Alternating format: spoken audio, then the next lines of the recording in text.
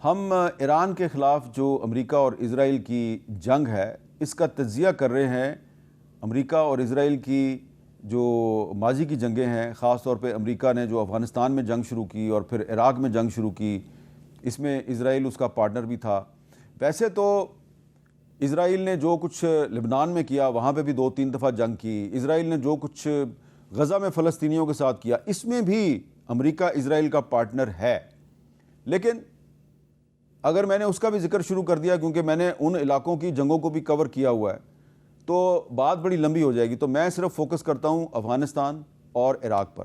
تو جب 2003 میں عراق میں امریکی فوج داخل ہوئی تو ہم بھی وہاں پر موجود تھے اس جنگ کو کور کرنے کے لیے۔ جیو کی ٹیم جو ہے وہ اس جنگ کو کور کر رہی تھی بغداد سے۔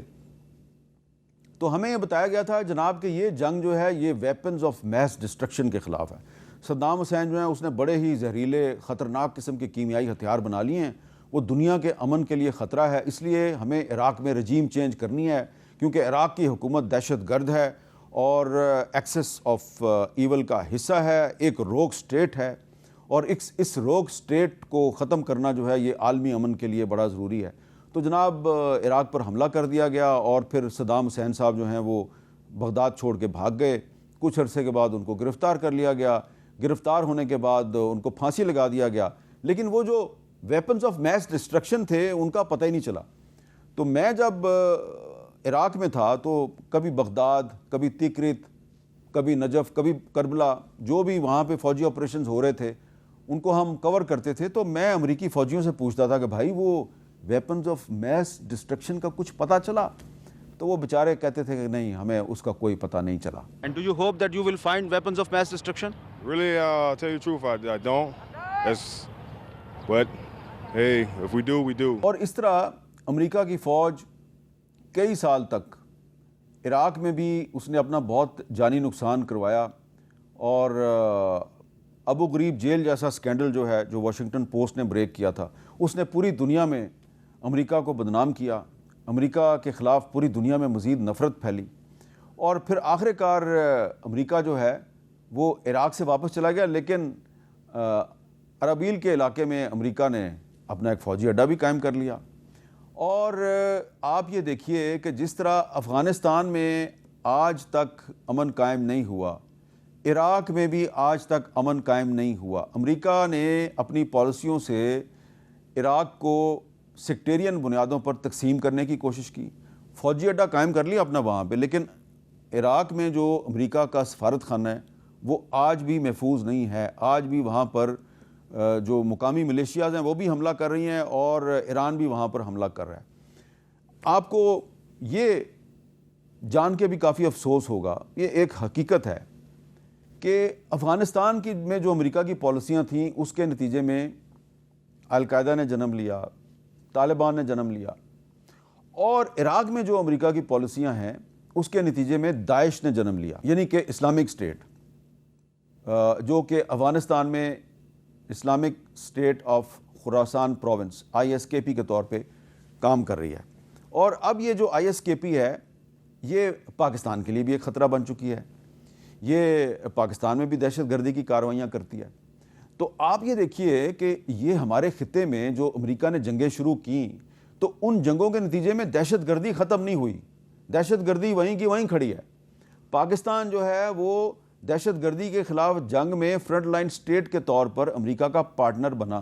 امریکہ جو ہے وہ یہاں سے چلا گیا اور پاکستان ابھی تک دہشت گردی سے نمٹ رہا ہے، اور پاکستان کا جو نقصان ہے وہ مجھے آپ کو بتانے کی ضرورت نہیں ہے۔ ہمارا اربوں ڈالر کا مالی نقصان ہو چکا ہے، اور ہمارے ہزاروں سیکورٹی فورسز کے افسران، جوان اور عام شہری جو ہیں وہ اپنی جانوں سے جا چکے ہیں۔ تو ہمارا نقصان جو ہے اس کی تفصیلات مجھے بتانے کی ضرورت نہیں ہے، ہم اس سارے معاملے میں گھاٹے میں رہے ہیں، اور ایک طرف القاعدہ، طالبان، دوسری طرف ISKP اور داعش، اور پاکستان جو ہے وہ ان سب کے نشانے پر ہے۔ اور انفارچونیٹلی، بدقسمتی سے، انڈیا جو کہ اسرائیل کا بہت قریبی دوست ہے وہ ان تمام پاکستان کے دشمنوں کو سپورٹ بھی کرتا ہے۔ اور اب ویتنام، افغانستان، عراق کے بعد امریکہ نے ایران میں ایک نئی جنگ چھیڑ دی ہے۔ اور ہمیں کہا جا رہا ہے کہ وہ جی rogue state, axis of evil, regime change, Iran کے ایٹمی ہتھیار دنیا کے امن کے لیے خطرہ ہیں. وہی پرانے الفاظ، وہی پرانی ٹرمنالوجی، وہی پرانا نیریٹو جو کہ ہم نے افغانستان میں بھی سنا، جو کہ ہم نے عراق میں بھی سنا، اب وہی باتیں ایران کے بارے میں بھی کی جا رہی ہیں. اور اس لیے میں یہ گزارش کر رہا ہوں آپ کی خدمت میں کہ جو نقصان ہم نے افغانستان میں اٹھایا ہے، جو کہ ہمارے ہمسائے میں ہے، اب ویسا ہی نقصان ہم ایران میں بھی اٹھا سکتے ہیں اگر ایران میں انسٹیبلٹی پھیلتی ہے، اگر ایران میں واقعی رجیم چینج ہو جاتی ہے، اور اگر ایران میں امریکہ کی مرضی کی کوئی حکومت آ جاتی ہے تو وہ دراصل امریکہ کی مرضی کی حکومت نہیں ہوگی. وہ وہاں پہ ویسی ہی حکومت لائیں گے جیسی کہ افغانستان میں حامد کرزئی کی اور اشرف غنی کی حکومت تھی، جو کہ پاکستان کے خلاف سازشیں کرتی تھی.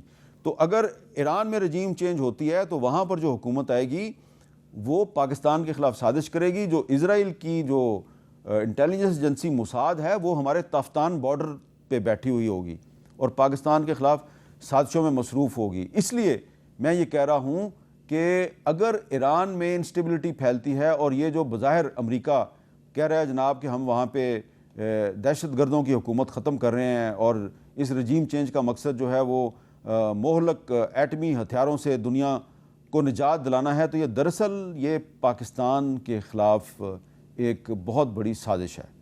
اور یہ جو سارے فیصلے ہیں یہ کون بندہ کر رہا ہے؟ یہ امریکہ کا صدر ڈونلڈ ٹرمپ کر رہا ہے، یہ نیتن یاہو کر رہا ہے. اور ڈونلڈ ٹرمپ جو ہے ان کے بارے میں کیا کہوں، اور ڈونلڈ ٹرمپ کے بارے میں ایک کتاب جو ہے یہ امریکہ میں چھپی ہے.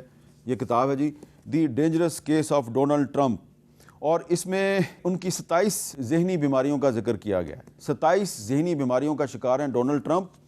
اور اس کتاب میں ڈونلڈ ٹرمپ کے بارے میں کہا گیا کہ Mr Trump is and has demonstrated himself to be a danger to others, not just one person or a few but possibly to all others. تو ڈونلڈ ٹرمپ ہیں اصل میں اس وقت عالمی امن کے لیے خطرہ، ڈونلڈ ٹرمپ ہیں. اور یہ بات یہ امریکہ میں ہی چھپی ہوئی کتاب ہے. اس کتاب میں کہا گیا ہے، اور یہاں پہ میں ایک اور امریکی اسکالر ہیں نوم چومسکی، ان کی ایک کتاب ہے روگ سٹیٹس، اس کا بھی حوالہ دوں گا. نوم چومسکی جو ہیں وہ یہ کہتے ہیں کہ ایکسیس آف ایول اور روگ سٹیٹ کوئی اور نہیں، خود امریکہ ہے.